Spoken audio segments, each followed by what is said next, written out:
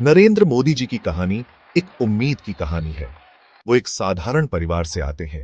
उनका जन्म गुजरात के वडनगर में हुआ था। उनका परिवार गरीब था। छोटे नरेंद्र बहुत मेहनती थे। वो अपने पिताजी के साथ चाय बेचने में मदद करते थे। वो अपने भाई के चाय के स्टॉल पर भी मदद करते थे। नरेंद्र पढ़ाई में भी बहुत तेज थे और बहस में भी कमाल के। उनका झुकाव राष्ट्रीय स्वयंसेवक संघ यानी आरएसएस की तरफ था। आरएसएस एक राष्ट्रवादी संगठन है, देश सेवा पर जोर देता है। नरेंद्र को इसकी शिक्षाओं में अपना मकसद दिखा। कम उम्र में ही वो आरएसएस में शामिल हो गए। नरेंद्र के बचपन ने उन्हें मेहनत की कीमत सिखाई। उन्होंने आम लोगों के संघर्ष देखे। उनके अंदर दूसरों के लिए सहानुभूति कूट कूट कर भरी थी। इन अनुभवों ने उनके विचारों को आकार दिया। आगे चलकर यही विचार उनके मार्गदर्शक बने। नरेंद्र आरएसएस के एक समर्पित कार्यकर्ता थे। वो इसके कामों में पूरी तरह डूब गए। उन्होंने सामाजिक सेवा के कामों में हिस्सा लिया, आदिवासी समुदायों के साथ काम किया, पूरे भारत में घूमे। इन अनुभवों ने उनके नजरिए को और विस्तृत किया। नरेंद्र के अंदर लीडरशिप क्वालिटीज साफ दिख रही थी। जल्द ही उन्हें आरएसएस में और जिम्मेदारियां दी गई। आपातकाल के दौरान उन्होंने महत्वपूर्ण भूमिका निभाई। आपातकाल भारत के इतिहास का एक काला दौर था। नागरिक अधिकारों को कुचला जा रहा था। नरेंद्र ने भूमिगत होकर आपातकाल का विरोध किया। उनकी हिम्मत और समर्पण की परीक्षा हुई।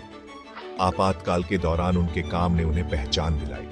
उनके नेतृत्व के गुण निखर कर सामने आए। इस दौर से वो एक अनुभवी संगठक बनकर उभरे।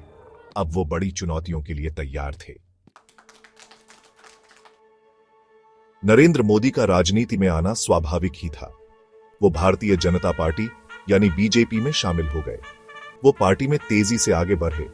1995 में उन्हें गुजरात की जिम्मेदारी दी गई।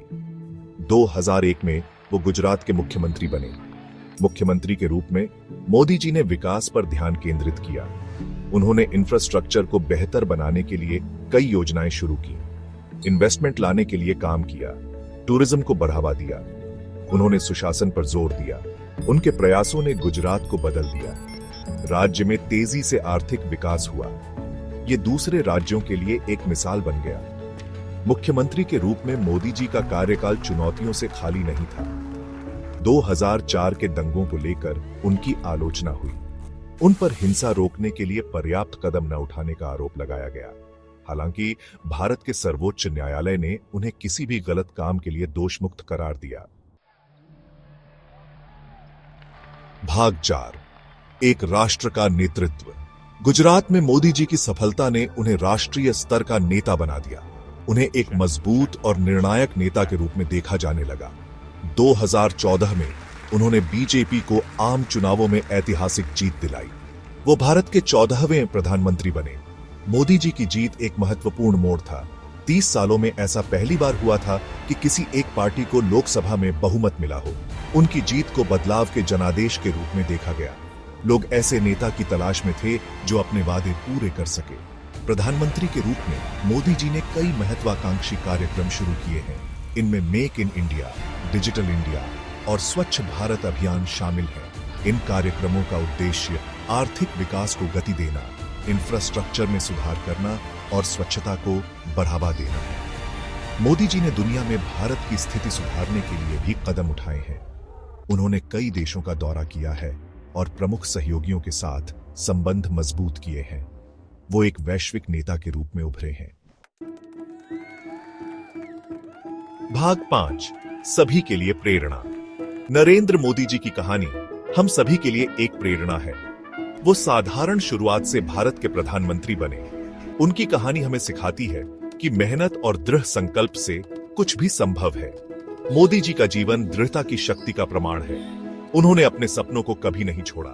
उन्होंने कई चुनौतियों का डटकर सामना किया। उन्होंने धैर्य और साहस के साथ मुश्किलों को पार किया। उनका सफर हमें हर काम में उत्कृष्टता के लिए प्रयास करने की प्रेरणा देता है। मोदी जी की कहानी आशा की किरण है।